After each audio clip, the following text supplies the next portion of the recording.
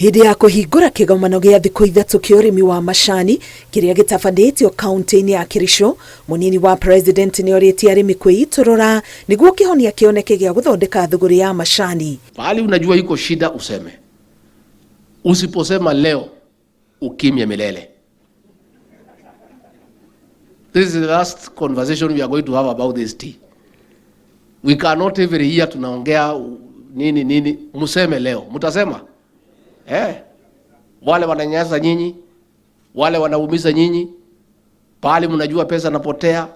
It is the time to say today. Kiumia gĩũkĩte mũnini wa president augĩte watho wa macani wa mwaka wa 2020 ũrĩa warongoreirie kũrehera mũrĩmi umithio ũrĩa mũnene gũkĩra arĩa angĩ manyitĩrĩire thũgũrĩ ĩno nĩ ũkwambia kũrutithio wĩra. I want to appreciate Senator Cheriot in a very special way for his efforts in pushing the Tea Act.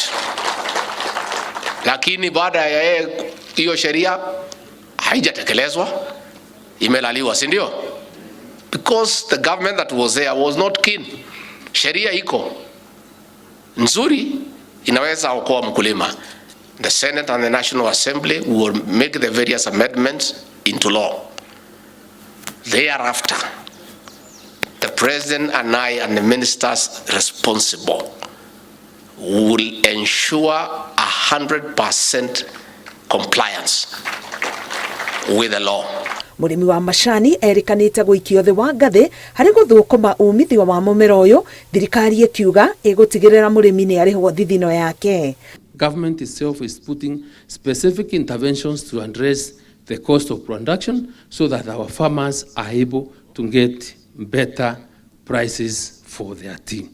And I want to assure you, like we did in coffee, ile yote mtasema tutarekebisha sheria na rais na mimi na waziri tutafuatilia, it will happen. Mũnini wa president akoretwo na kĩbarũa kuma kũrĩ president gĩa kũrehe moogarũrũku ma kuongerera ũguni kũrĩ mũrĩmi wa iria, kahũa na macani. Ngiribotera Inooro TV, Getwa Karo Kenyugo Mwaura.